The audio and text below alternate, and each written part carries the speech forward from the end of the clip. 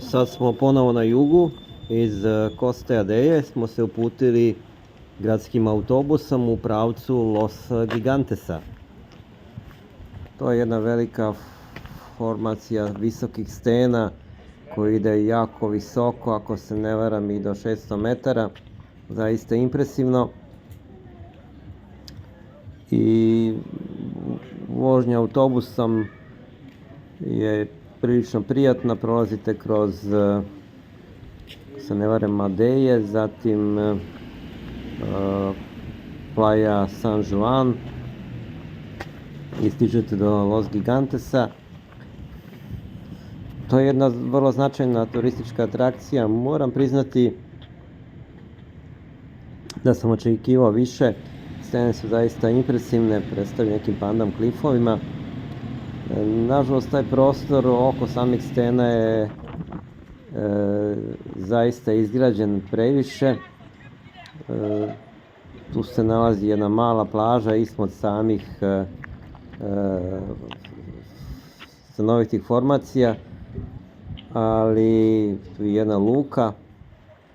Ne mogu da kažem, prostor je zaista impresivan. Ne znam da li tu postoji neke pešačke ture, da li može nekako da se pešači preko tih planina.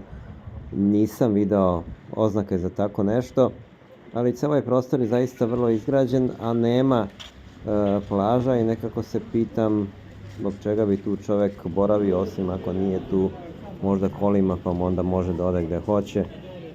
Ali generalno ceo taj prostor od Los Gigantesa preko plaže San Juan je nekako nekontrolisano izgrađen i mislim da bi bilo mnogo bolje da je ostao autentičan, jer eto kažem, ne vidim neki poseban razlog zašto bi turisti ovde boravili, osim da svrate kratko i vide ove stene.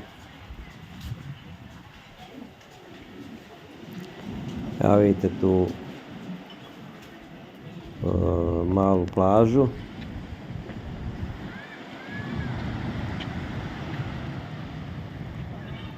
Ona ne izgleda tako loše. Kao što vidite, niko se tu nije kupao, tu neposredno u blizini je ova luka.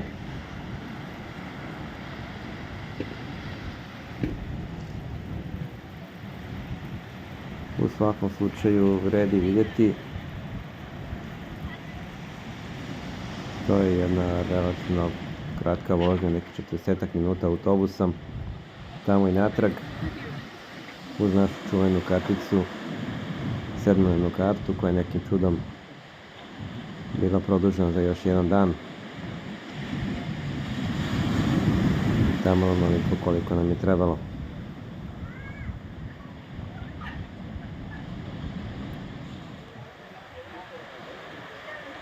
Hvala vam ako ste odgledali ovaj video do kraja.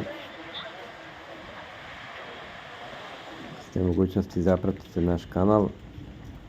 Besplatno je. Nama će pomoći da ga održimo i dalje. Verujem da ćemo se vratiti još jednom na Tenerife i obići one delove koje nismo uspeli ovaj put.